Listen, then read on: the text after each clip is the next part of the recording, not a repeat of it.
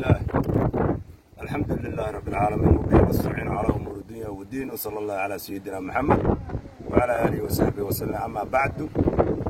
maanta waxaan aad ugu hambalyeeynaa ciidanka ka dagaalgalay beelad xaawo amba buura xaawo oo jabiyay gafoor culustii ku soo duushay dalkeena iyo dadkeena oo garaacaysay anteenooyinka shirkadda Hormuud baabi'isay geelii laysay xoolihii laysay gobolka Gedo oo dhan ummadii islaamka ee joogtay aad u baabi'isay. waxaan aad ugu hambalyeeynaa ama ugu mahadcelinaynaa ciidamadeena xoogga dalka Soomaaliyeed meel kasta ay joogaanba. waxaan leenahay guul wali waayahan dambe 30 sano ma aynu arkin ciidan Soomaaliyeed ee inta ku duula dawlad shisheeye oo dalkeena iyo dadkeena dhaawacday. maanta waxa weeye waa guushii ugu horeysay oo ay gaareen ciidamada qalabka sida Soomaaliyeed ama military ahaadeen ama booliis ahaadeen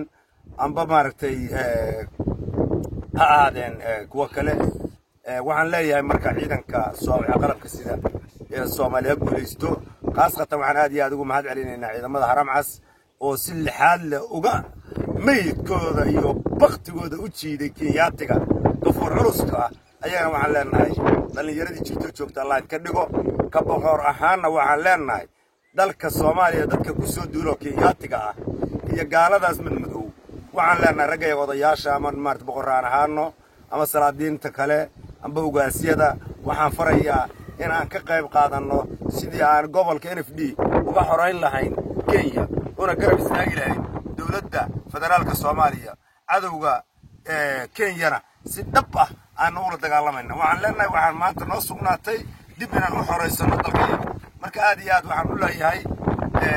dawladda Soomaaliya waxaan leenahay saasaa la rabaa dawladaha shisheeye dalka ku soo duulay badiya biri waxaan leenahay dhalinyarada anaga dhalnay hal loo dagaalgeliyo hana la geeyaan leenahay.